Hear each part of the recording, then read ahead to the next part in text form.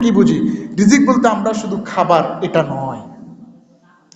রিজিকের সর্বনিম্ন স্তর, একদম সর্বনিম্ন স্তর হচ্ছে আর্থিক সচ্ছলতা।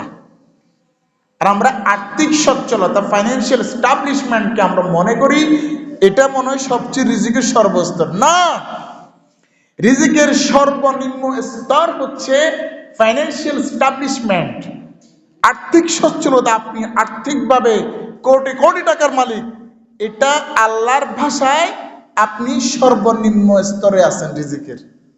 আল্লাহু আকবার। এরপর আল্লাহ বলতেছে রিজিকের সর্বস্তর, হাই স্ট্যাটাস, সর্বোচ্চ স্ট্যাটাস হচ্ছে শারীরিক এবং মানসিক সুস্থতা। বলেন না সুবহানাল্লাহ। আপনি হাজার কোটি টাকার মালিক, কিন্তু ডাক্তার আপনাকে নিষেধ করেছে আপনি খান না, ঠিক না? এরকম আছে না? কোটি কোটি টাকার মালিক, সম্পদের অভাব নাই, খেতে বসলে এক কাপ ভাত খেতে হয়, সবজি খেতে হয়, গরুর গোশত খাওয়া যাবে না, মুরগি খাওয়া যাবে না, ইলিশ মাছ খাওয়া যাবে না, চিংড়ি খাওয়া যাবে না, পোলাও কুরমা খাওয়া যাবে না, ফল বেশি খাওয়া যাবে না, দুধ খাওয়া যাবে না, ডিম খাওয়া যাবে না। আছে না নাই? আছে না নাই? তো আপনার কোটি টাকার দাম কি রইল? হাজার কোটি টাকার কি মূল্য রইল? আমার আল্লাহ বলতেছেন যে রিজিক এটা আমার প্রদত্ত। রিজিক কার প্রদত্ত? এই রিজিকের পাওয়ার একমাত্র কার হাতে? আল্লাহর হাতে। এরপর সর্বোত্তম রিজিকের স্তর হলো নেক সন্তান এবং আল্লাহর সন্তুষ্টি। বলেন না সুবহানাল্লাহ। আপনি একটা গরিব মানুষ, আপনার ধন নাই, সম্পদ নাই, কিচ্ছু নাই, কিন্তু আপনার সন্তানটা আলেম, আপনার সন্তানটা আলেম, সবাই আপনার সন্তানকে সম্মান করে, এটা হচ্ছে সর্বোত্তম রিজিক। বলেন না সুবহানাল্লাহ। আর যদি আল্লাহ আপনার উপর সন্তুষ্ট হয়ে যায় কোনোভাবে, এটাই সর্বোত্তম রিজিক। আল্লাহু আকবার। আমরা ধন সম্পদের দিকে তাকিয়ে আমরা মনে করি তিনি সর্বোত্তম সুখী, আসলে সেটা সুখ নয়। সুখ হচ্ছে শারীরিক এবং মানসিক শান্তি। একটা লোক গাছতলায় বসে ঘুমায়, কোনো চিন্তা আছে? কোনো টেনশন আছে? আপনি 1 কোটি টাকার মালিক, আপনি ঘর করেছেন, বিল্ডিং করেছেন, এবার আপনি টেনশনে আছেন, সিসি ক্যামেরা লাগিয়েছেন, ঠিক না বেঠিক? পুলিশ ইনফরমেশন সবসময় দিয়ে রাখেন, ডাকাত চোর এটা সেটা, কত টেনশন, টেনশনে রাতের ঘুম হয় না। আছে না নাই? কয় অনেক সারা রাত ঘুম আসে না, ঘুম ভেঙে যায়, হঠাৎ করে ঘুম ভেঙে যায়। আর ওই লোক গাছতলা আরামে ঘুমায়, মশাও তারে কামড়ায় না, সাপও কামড়ায় না। আছে না নাই? তাহলে সর্বোত্তম স্তর হচ্ছে আপনি মানসিক এবং শারীরিক সুস্থতা, এটা আল্লাহ প্রদত্ত একটা রিজিক। সুবহানাল্লাহ, সুবহানাল্লাহ। আল্লাহর এই রিজিক, ব্যক্তির মৌলিক সম্পদগুলো ব্যতীত আরো কিছু রিজিক আছে। এই রিজিক গুলোকে সম্মান করতে হবে। 1 নাম্বার হচ্ছে ঈমান। 1 নাম্বার কি? ঈমান। 2 নাম্বার হচ্ছে সুস্থতা। 3 নাম্বার হচ্ছে আপনার মধ্যে ইলমে দ্বীন। ইলমে দ্বীন থাকে, এটা আল্লাহর বড় নিয়ামত। ইলমে দ্বীন থাকা মানে আপনি আল্লাহর সবচেয়ে বড় নিয়ামতের মধ্যে আছেন। আল্লাহ যাকে ভালোবাসেন, আল্লাহ যদি কোনো বান্দাকে ভালোবাসেন, রাসূল বলতেছেন আমার রব যদি কাউকে ভালোবাসে তাকে রব দ্বীনের জ্ঞান দান করেন। বলেন না সুবহানাল্লাহ। এরপর নেককার স্ত্রী। নেককার স্ত্রী কত বড় যে সম্পদ! আল্লাহর নবী বলতেছেন যে পৃথিবীর মধ্যে যত সম্পদ আছে, যত অমূল্য সম্পদ আছে, সমস্ত অমূল্য সম্পদের চেয়ে সবচেয়ে দামি মূল্যবান সম্পদ হচ্ছে একজন নেককার স্ত্রী। সুবহানাল্লাহ। যার ঘরে নেককার স্ত্রী নাই, কোটি টাকার মালিক হলেও কোনো শান্তি আছে? শান্তি আছে? শান্তি নাই। এরপর নেককার সন্তান, এরপর ফিকহ। মোট কথা আমাদের দুনিয়া এবং আখিরাতের জীবনকে কল্যাণকর করার জন্য এমন সমস্ত উপকরণ ইসলামের ভাষায় রিজিক। রিজিকের ছোট্ট একটা উদাহরণ দিই। রিজিকের মালিককে, রিজিকের মালিককে আল্লাহ। দেখুন হযরত সুলাইমান আলাইহিস সালাম, পৃথিবীতে আল্লাহ রাব্বুল আলামিন 4 জন ব্যক্তিকে সমস্ত পাওয়ার দিয়েছেন, পৃথিবী শাসন করার ক্ষমতা দিয়েছেন। 2 জন মুসলমান, 2 জন মুমিন, 2 জন কাফের। 2 জন মুমিন, 2 জন কাফের।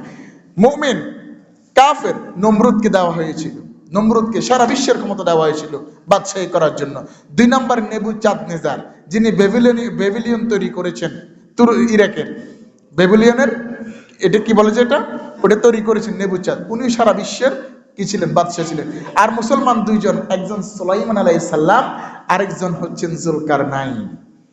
এই সুলাইমান আলাইহিস সালামকে আল্লাহ সমস্ত পৃথিবীর এমন পাওয়ার দিয়েছেন যেটা আর কাউকে পৃথিবীতে দেন, আগেও দেন নাই, পরেও দেন নাই। সুলাইমান আলাইহিস সালাম উনি এত ক্ষমতা পেয়েছেন, উনি সকল জীবের ভাষা বুঝতেন, সবার সাথে কথা বলতেন, সবার খোঁজ খবর নেওয়ার ক্ষমতা ছিল।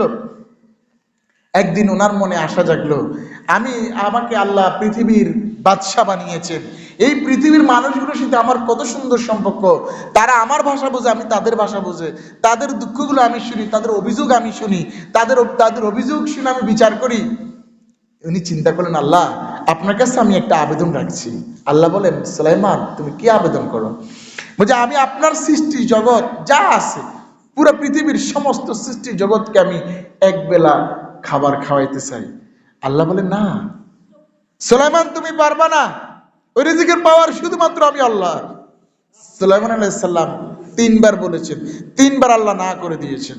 সর্বশেষ সুলাইমান সালাম, না চোর বান্দা, না আমি একবার খাওয়াইতে চাই, একবার মেহমানদারি করাইতে চাই, এদের সাথে আমার একটা সুসম্পর্ক। পৃথিবীর পিঁপড়া থেকে শুরু করে হাতি, পশু পাখি সব কিছুর ভাষা আমি বুঝি, তাদের অভিযোগ আমি জানি, তাদেরকে আমি একবেলা মেহমানদারি করাইতে চাই। আল্লাহ বলেন, ঠিক আছে। আল্লাহকে বলিয়ে দিয়েছেন, আল্লাহ আমি তাদেরকে দুপুরের বেলা খাওয়াইতে চাই, অমুক মাসের অমুক তারিখ বৃহস্পতিবার দুপুর বেলা আমি তাদেরকে খাওয়াইতেছি, আপনার পুরা পৃথিবীর সমস্ত সৃষ্টি জগৎকে আমি মেহমানদারি করাইতে চাই, ওই দিন দুপুর বেলা আপনার রিজিক স্টপ করে রাখবেন। আল্লাহ বলে, ঠিক আছে বান্দা, ওকে। তিনি শুরু করলেন, সমস্ত জিনদেরকে নিয়ে বসলেন, বসে জিনদেরকে আদেশ করলেন, তোমরা খাবার দাবার ব্যবস্থা করো। সারা বিশ্বের কতগুলো জীব জগৎ আছে, মানুষ আছে, তৎকালীন সময় 1 কোটি মানুষের মতো মানব ছিল, 1 কোটির উপরে। এরপরে পশু পাখি যা আছে সবগুলোকে হিসাব করে বলে, ঠিক আছে এদের জন্য তোমরা খাবার পাকাও। এখন খাবার পাকানো শুরু করছে 80,000। এই ঘটনাটা হচ্ছে বনি ইসরাইলের কিতাবে কাসাসুল আম্বিয়া। ঘটনাগুলো যদিও আমাদের জন্য কোনো প্রয়োজন নাই, কিন্তু আলোচনা করা, উদাহরণ পেশ করা জায়েজ, করা যাবে, এই জন্য আমি আলোচনাটা এনেছি উদাহরণ হিসাবে। 80,000 ডেক রান্না হচ্ছে, বুঝুন তো। এখন একটা ডেকে 82,000 টন খাবার তৈরি হয়, বলেন না সুবহানাল্লাহ। একটা ডেকে 82,000 টন খাবার তৈরি হচ্ছে। আর এরকম ডেক কয়টা? 80,000। এখন এত বড় ডেক, এক ডেকে 82,000 টন খাবার রান্না হচ্ছে, চুলায় আগুন দিয়ে আগুন জ্বলে না, আগুন তো এত দূর যায় না, এত উঁচু যায় না। এখন জিনেরা আসি বলতেছে, হুজুর এই অবস্থা আমাদের, আমরা কি করব? সুলাইমান আলাইহিস সালাম আল্লাহর দরবারে হাত ধরেন, আল্লাহ আপনার তো সাহায্য দরকার। আল্লাহ বলেন, কি দরকার, তোমার কি সমস্যা? বলছে, আমি এই যে এত বড় বড় ডেকসি বসাইলাম, কিন্তু এগুলো তো আমি আগুনে রান্না করার সুবিধা পাচ্ছি না। আপনার সূর্যটাকে যদি একটু করে আমাকে এদিকে ইশারা করতেন, সে আমাকে সাহায্য করলে, সে যদি একটু আগুনের তাপ দেয় হয়ে যাবে। আল্লাহ ইশারা করে দিলেন। সূর্যের যে তাপ 30,000 কোটি সেন্টিগ্রেড তাপমাত্রা, বলেন না সুবহানাল্লাহ।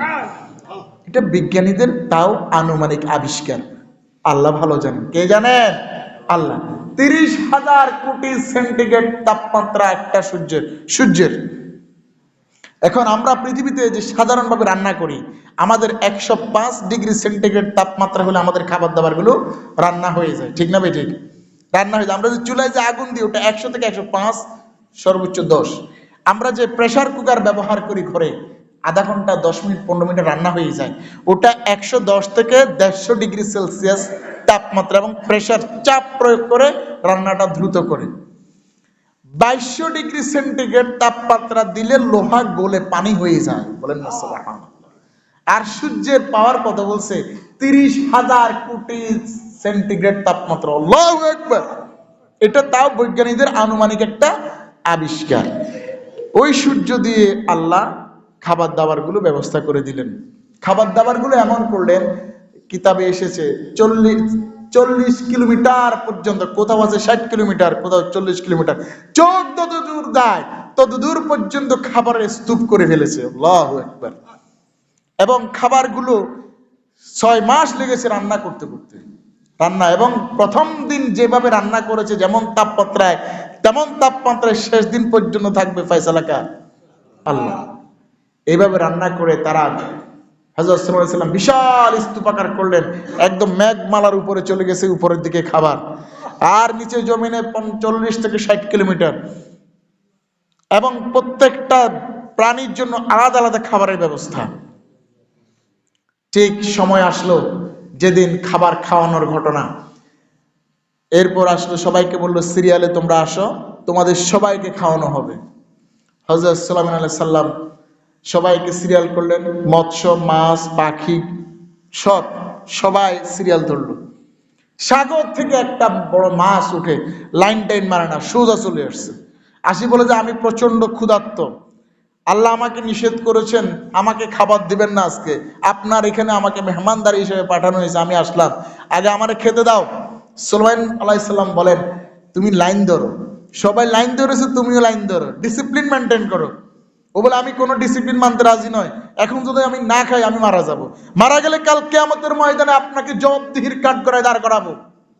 সুলাইমান আলাইহিস সালাম বললেন, ঠিক আছে, এই সবাইকে ইয়া করো, ওরে আগে খাবার দিই। জিনদেরকে বলেন তারে খাবার দাও, জিনেরা তাকে খাওয়ায়। বলে যে কি, আমি হা করলাম, তোমরা শুধু খাবার দিতে থাকো। মাছ হা করেছে, জিনেরা খাবার দে, খাবার দিতে দিতে দিতে সুলাইমান আলাইহিস সালাম বলে, কিরে বাবা, ও হাটা বন্ধ করে না? কই না, করতেছে না। মাছকে জিজ্ঞেস করে, কিরে বাবা, তোমরা এত খাবার দিলাম, হাজার হাজার গরু তোমার পেটে দিলাম, আমার এখনো জিহ্বা ভিজে নাই। বলেন না সুবহানাল্লাহ। খাবার দিতে দিতে সমস্ত খাবার তার গালে দিয়ে দেওয়া হয়েছে। এরপরে সুলাইমান আলাইহিস সালাম তো দেখলেন সমস্ত খাবার শেষ, 40 কিলোমিটার এত স্তূপ, সারা বিশ্ববাসীর জন্য রান্না, এক ডাকে 1 লক্ষ মানুষের রান্না ছিল, সমস্ত খাবার খাওয়ার পরে সে হা করে আছে। জিজ্ঞেস করলো, তোমার কি হয় নাই? বলে যে আপনি যা খাওয়াইছেন, যা দিয়েছেন, এটা আমার 1 লোকমাও হয় নাই। বলেন না সুবহানাল্লাহ। আমার আল্লাহ আমাকে এরকম প্রতিদিন প্রতিবেলায় 3 লোকমা খাবার খাওয়ায়। বলেন না সুবহানাল্লাহ। রিজিকের মালিক তাহলে কে? রিজিকের মালিক কে? আমরা এই কথা বলার উদ্দেশ্য হচ্ছে, রিজিকের ক্ষমতা কোনো বান্দার হাতে দেওয়া হয় নাই। রিজিক, সম্মান, হায়াত, এগুলো মালিক কে? মালিক কে? আল্লাহ যাকে সম্মান দেন, পৃথিবীর কোনো বান্দা তার সম্মান কেড়ে নিতে পারে না। আর যাকে অসম্মান করেন, পৃথিবীর সমস্ত মানুষ চাইলেও তাকে সম্মান দেওয়ার ক্ষমতা নাই। আল্লাহ যদি কারো রিজিক বন্ধ করে দেন, সে কোটি টাকার মালিক হলেও সে খেতে পারে। আবার যে যাকে রিজিক খাওয়াবেন, রিজিক তার আছে, হায়াত শেষ, দেখবেন সে প্রচুর খায়, শেষ বয়সে আসি প্রচুর খায়, আছে না এরকম? আবার আরেকজনের হায়াত এখনো লম্বা, কিন্তু রিজিকই শেষ, রিজিক তার শেষ, সে তাকে এখন আল্লাহ একটা ডিসিপ্লিন লাইফ মেনটেন করার সুযোগ দিয়ে ডাক্তারের মাধ্যমে বলছে, আপনি খাবেন না, সকালে একবেলা খাবেন, দুপুরে খাবেন, রাতে আর সকালে খাবেন না। আছে না নাই? এরকম অহরহ মানুষ আছে কিনা? আল্লাহর ফয়সালা। এই রিজিকের পাওয়ার কার হাতে? আল্লাহর হাতে। আমরা রিজিক চাইবো কার কাছে? রিজিক চাইবো কার কাছে? আল্লাহর কাছে। রিজিক চাওয়ার মাধ্যম হচ্ছে ইস্তেগফার এবং তওবা। আল্লাহর কাছে বেশি বেশি ইস্তেগফার করবেন। আপনি কারো কাছে খুঁজতে যাবেন না। বাদশাহ আলমগীর দরবারে এক ভিক্ষুক আসছে, এসে ভিক্ষুক বাদশাহ আলমগীর তখন ইবাদত করছেন। ওই ভিক্ষুক এসে দেখলো যে বাদশাহ আলমগীর কার কাছে, উনি আল্লাহর কাছে দোয়া করতেছেন। উনি চুপচাপ শুনলেন, শুনে ভিক্ষুক চলে যাচ্ছে। বাদশাহ আলমগীর নামাজ শেষ করে দেখলেন, মুনাজাত শেষ করে দেখলেন, লোকটা আসলো, ভিক্ষুক আসলো, প্রতিদিন আমার কাছে আসে, সবাই আমার থেকে ভিক্ষা নিয়ে যায়। এই লোক আসলো, এসে কিছুক্ষণ বসলো, এরপর লোকটা চলে গেল। কারণটা কি? তাকে ডাকলো, ডেকে বললো, ভিক্ষুক তুমি তো এসেছো আমার কাছ থেকে কিছু সহযোগিতা নেওয়ার জন্য, এখন তুমি সোজা চলে যাচ্ছ যে? ভিক্ষুক বলতেছে, আমি কত বড় ভিক্ষুক, আপনি তো তার 5 গুণ বড় ভিক্ষুক। আমি আপনার কাছে এসেছি ভিক্ষা করার জন্য, কিছু টাকা, কিছু পয়সা, কিছু রিজিকের জন্য আমি আপনার দরবারে এসেছি। আমি দেখলাম, আমি বসে বসে লক্ষ্য করলাম, আপনি আবার কোন বাদশাহের দরবারে বসে বসে কান্না করে আপনার জন্য রিজিক তালাশ করতেছেন। বলেন না সুবহানাল্লাহ। বলছে, আমি আপনার কাছে কেন চাইবো? আপনি অগণিত রিজিকের জন্য আপনি কোন বাদশার কাছে চাইছেন? আমি সেই বাদশার কাছে চাইবো, তিনি আমাকে দিবেন, এই জন্য আমি আপনার দরবার থেকে চলে যাচ্ছি। বলেন না সুবহানাল্লাহ। আমরা রিজিক চাইবো কার কাছে? আল্লাহর কাছে। রিজিক চাওয়ার এক নাম্বার পয়েন্ট হচ্ছে ইস্তেগফার করা, বেশি বেশি করে ইস্তেগফার করতে হবে, তাহলে আল্লাহ খুশি হয়ে আপনার গুনাহ মাফ করে দিবেন, আর গুনাহ মাফ হলেই আপনার রিজিকে বারাকা দান করবেন। এরপরে আরো অনেকগুলো পয়েন্ট আছে, আমি স্বল্প সময়ে শেষ করে দিচ্ছি। সৎ কাজে ব্যয় করা, কৃপণতা না করা, আল্লাহর কাজে। আল্লাহ আপনাকে রিজিক দিয়েছেন, ওয়ামিম্মা রাযাকনাহুম ইউনফিকুন। আল্লাহ বলেন, বান্দা রিজিক আমি দিয়েছি তোমাকে, তুমি আমাকে দাও। গিভ অ্যান্ড টেক, আমি তোমাকে দেব, তুমি আমাকে দাও, আমি তোমাকে দেব, তুমি আমাকে দাও। দিতে দিতে আমি তোমাকে বাড়িয়ে দিব, বরকত দিয়ে দেব। বলেন না সুবহানাল্লাহ। লাইন শাকারতুম লাযিদান্নাকুম। বান্দা আমি তোমাকে দিয়েছি, তুমি আমার শুকরিয়া আদায় করো, আমার কৃতজ্ঞতা প্রকাশ করো। লাযিদান্নাকুম, আমি অবশ্যই অবশ্যই তোমাকে বাড়িয়ে দেব, তোমাকে বৃদ্ধি করে দেব। ঘোষণা কার? ঘোষণা কার? তাহলে রিজিক দেওয়ার মালিক কে? আল্লাহ। এই বিশ্বাস যদি মানবের থাকে, একটা ছোট্ট পাখি সকালবেলা ঘর থেকে বের হয়ে যায়, কোথায় গিয়ে খাবে সে জানে না, আবার রাত্রি যখন সন্ধ্যায় ফিরে আসে পেট ভরে খেয়ে আসে, ঠিক না বেঠিক? সে তো একবারও চিন্তা করে না। আমরা মানব চিন্তা করি, আজকে যদি চাকরিতে না যাই দুপুরে কি খাবো, ব্যবসা যদি না যায় ব্যবসায় কি হবে, ওটা যদি না করি আমার এটা কি হবে, আছে না নাই? সার্বক্ষণিক আমাদের চিন্তা শুধু রিজিকের, ঠিক না বেঠিক? ঘর কখন দেব, বিল্ডিং কখন করব, জমি কখন কিনবো, সার্বক্ষণিক এগুলো আমাদের টেনশন। আমরা সর্বদাই রিজিকের ফয়সালা কোত্থেকে আসে? আল্লাহর পক্ষ থেকে আসে। কয়েকটা পয়েন্ট বলে দিই, রিজিক আপনার বৃদ্ধি হবে, কয়েকটা কাজ অবশ্যই আমরা করব। এক নাম্বার, আমরা ইস্তেগফার করব, আল্লাহর কাছে বেশি বেশি তওবা করব। দুই নাম্বার হচ্ছে আত্মীয়তার বন্ধন বজায় রাখবো। আপনার যখন টাকা পয়সা একটু কমে গেছে, পকেটে টাকা পয়সা নাই, বাজার করার খরচ নাই, আয় হে রে ওখান বাজার করবো কি, কালকে খাওয়াবো কি, এরকম সময় আসে কি আসে না, আপনি তখন বেশি বেশি করে দান করবেন। হযরত বেলাল ছিল সবচেয়ে গরিব। বেলাল রাদিয়াল্লাহু তাআলা আনহু একদিন রাসূলের দরবারে গিয়ে বলেছেন, ইয়া রাসূলুল্লাহ, আমি আমার অভাবই যায় না, আমার অভাবই যায় না, আমি কি করব? আল্লাহ নবী বলেন, বেলাল তুমি বেশি বেশি করে দান করো, আল্লাহ তোমার রিজিক বাড়িয়ে দিবেন। আল্লাহু আকবার। যখন আপনার রিজিকের কমতি দেখবেন, তখন যেটা আছে সেটা দান করে দিবেন। আপনার রিজিকের ফয়সালা করবেন তিনি কে? এরপর আত্মীয়তার বন্ধন বজায় রাখবেন। আত্মীয়দের সাথে, মা বোন ভাই চাচা চাচি জ্যাঠা জেঠি ফুফা যে যেখানে আছে তাদের সাথে একটা সম্পর্ক বজায় রাখবো, তাদেরকে খাওয়াবো, তাদের থেকে নেব গিভ অ্যান্ড টেক। আপনি দিবেন, আল্লাহ আপনাকে দিবে। ফয়সালা কার? আল্লাহ। এরপরে আমরা তাকওয়া অবলম্বন করব। এরপর আল্লাহর প্রতি হিজরত করব। আমি খুব সংক্ষেপে বলে যাচ্ছি, হজ এবং উমরা করব। যাদের টাকা পয়সা অ্যাভেলেবেল আছে, হজ একবার করেছেন আবার করার চেষ্টা করবেন, আর নাহলে বারবার উমরা করেন। আল্লাহ নবী বলেন, যিনি বারবার উমরা করে তার সম্পদের কমতি কখনো হয় না। বলেন না সুবহানাল্লাহ।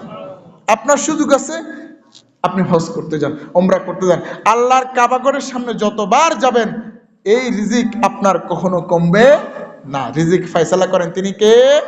আল্লাহ। এরপর যেই কোনো বিষয়ে তাওয়াক্কালতু আলাল্লাহ, তাওয়াক্কুল করবেন কার কাছে? আল্লাহর কাছে। আমরা চীন, ভারত, পাকিস্তান, তারপরে এদিকে আমেরিকা, কারো উপর আমরা তাওয়াক্কুল করি না, আমরা তাওয়াক্কুল করি কার কাছে? আল্লাহর কাছে। আল্লাহ আমাদের রিজিকের ব্যবস্থা করে দিবেন। আমাদের দেশে পেঁয়াজের সমস্যা, এই সমস্যা, ওই সমস্যা, ঘাটতির সমাধান দিয়েছে না আল্লাহ? দিছে না? অনেকে আমাদের পার্শ্ববর্তী রাষ্ট্রগুলো বন্ধ করে দিচ্ছে, আমাদের সাথে আল্লাহ ব্যবস্থা করে দিছে না? কম খাচ্ছি। কেউ কি এক সময় আমাদের দেশে দুর্ভিক্ষে মানুষ মারা যাইত, এখন কি এটা হয়? এখন তো জনসংখ্যা বাড়তি এবং কি জমিগুলো অনেক কমতি, ঠিক না বেঠিক? আমাদের জমিগুলো কমে গেছে না? এক সময় জমি ছিল, আপনি এখানে দাঁড়াইতেন, বক্সঞ্জ বাজার দেখা যাইত, এখন কি দেখা যায়? বাড়ি বাড়ি বাড়ি। এখন আপনার রিজিকের ফয়সালা করতেছেন কে তাইলে? আপনি কোনোদিন খানায় কষ্ট পাচ্ছেন? কম খাচ্ছেন? আরো আগের তুলনায় অনেক গুণ বেশি খাচ্ছেন, আল্লাহ খাওয়াচ্ছেন। বলেন না আলহামদুলিল্লাহ।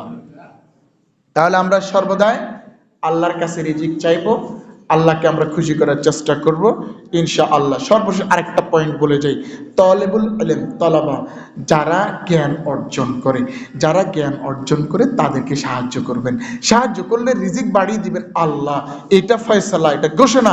আল্লাহ নবীর কাছে একজন ছোট্ট ভাই পড়তে আসতো, আরেক ভাই সে চাকরি করতো। ওই ভাই আসে আল্লাহ নবীকে বলতেছে, ইয়া রাসূলুল্লাহ, আমার ছোট ভাইটা আপনার কাছে পড়তে আসে, আপনার কাছে হাদিস পড়তে আসে, কোরআন পড়তে আসে, কোনো কাজকর্ম করে না, আর আমি সারাদিন কাজকর্ম করি।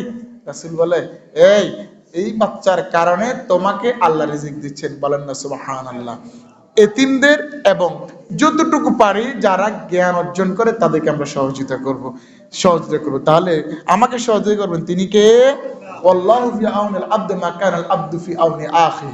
আল্লাহ ততক্ষণ পর্যন্ত বান্দাকে সাহায্য করতে থাকেন যতক্ষণ পর্যন্ত বান্দা তার ভাইকে সাহায্য করতে থাকে, বলেন না সুবহানাল্লাহ। রব্বুল আলামিন আমাদের সকলকে বুঝার এবং আমল করার তৌফিক দান করুন, বলেন আমিন। ওয়া আখির দাওয়ানা আনিল হামদুলিল্লাহ। আসসালামু আলাইকুম ওয়া রাহমাতুল্লাহ।